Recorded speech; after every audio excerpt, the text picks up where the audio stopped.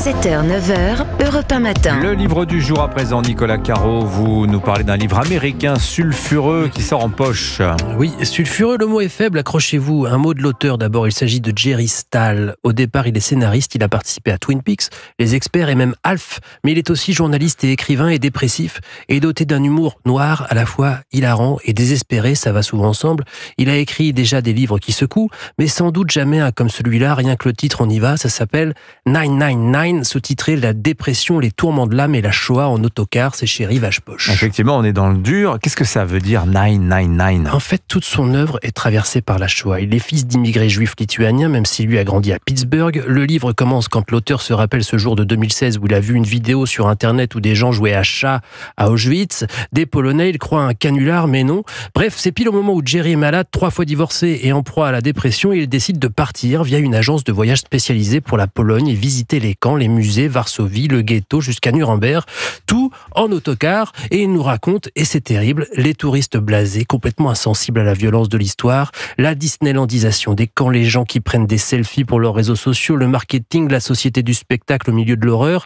Et lui, il est là, et il comprend pas pourquoi tout le monde n'est pas simplement à genoux en sanglots. Mais c'est vrai ou c'est de la fiction ? C'est vrai, c'est un récit, mais un récit à la Hunter Thompson. Vous voyez, Las Vegas Parano, sauf que le sujet est autrement plus glissant, d'autant que Jerry Stahl manie l'humour trash sans aucune précaution, mais c'est qu'on comprend vite que pour lui, c'est la seule manière de lutter contre les manières dégoûtantes de certains touristes. C'est brillant, c'est complètement fou. Je vous dis, c'est à la fois tristement drôle et profond. Voilà, 999 de Jerry Stahl, c'est chez Rivage Poche, traduit par Morgan Saisana. Merci beaucoup Nicolas Caro. La sortie de la semaine, Olivier Benkemoun, une exposition ce matin. Alors ça va nous détendre un petit peu après ce que vient de nous dire Nicolas sur l'histoire de l'ours en peluche. C'est au musée des Arts Déco à Paris. Paddington, Bisounours, Winnie l'ourson. Enfin, une grande exposition consacrée à l'histoire de l'ours en peluche et qui retrouve sa place dans la pop culture. L'ours en peluche qui d'ailleurs a été tout de suite, dès sa création, en peluche. Un nounours qui grattait, mais qui a été le premier jouet à pouvoir être pris dans les bras. Et s'il est entré dans la chambre et le cœur des enfants américains, et c'est eux qui ont fait d'abord une star, les petits Américains, c'est grâce à un président américain. Il y a toute une histoire autour de Theodore Roosevelt. Donc il est à une chasse aux ours, il trouve pas d'ours et pour qu'il revienne pas bredouille, on lui attache un ours à un arbre et lui refuse de tuer un ours dans ces conditions parce que c'est pas fair play. Les Américains adorent cette histoire parce que ça montre aussi la bienveillance de Roosevelt qui est un président extrêmement populaire. Et voilà comment Teddy Bear est né grâce à Theodore Roosevelt. Vous la connaissiez, hein, Vincent, évidemment. Et comme à cette époque, les Américains n'ont pas encore inventé l'usine à fabriquer de l'ours en peluche, et avant de la copier, évidemment, ils vont l'importer d'Allemagne.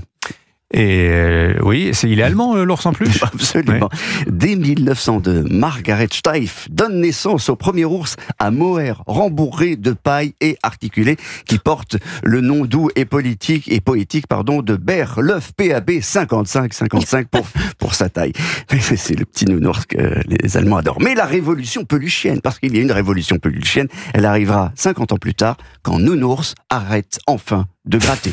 Après la Seconde Guerre mondiale, les ours, donc assez grands, en mohair, en paille de bois, vont évoluer très vite pour devenir beaucoup plus mous, beaucoup plus doux. Et cette capacité de pouvoir être porté à la bouche, de pouvoir être suçoté, mâchonné et puis tripoté en fait par les mains d'un enfant, ça rencontre ce que dit le grand pédopsychiatre qui est Winnicott, de la nécessité d'avoir un doudou. On peut l'appeler objet traditionnel, on peut l'appeler aussi nounours couvert de bave. Dans cette expo passionnante, vous apprendrez que l'ours en peluche, pour cause de surconsommation, se recycle très mal. Il y a plus de 150 nounours exposés, des livres, des dessins, des tableaux, des objets de mode aussi, ainsi que toute une pièce consacrée aux stars de la télé ou du cinéma, dont celui qui a bercé des générations d'enfants. Peut-être pas la mienne, mais celle de Vincent sans doute. Faites de bons rêves. Belle expo doudou. Oui, non, j'avais une pensée pour celui qui a été chargé d'attacher l'ours à l'arbre pour Theodore Roosevelt. Dur métier quand même. Hein, voilà. Bon, mon ours en peluche, c'est à découvrir au musée des Arts Décoratifs. C'est juste à côté du Louvre et c'est jusqu'au mois de juin. Merci beaucoup Olivier Benkemoun. Merci Nicolas, merci Vincent.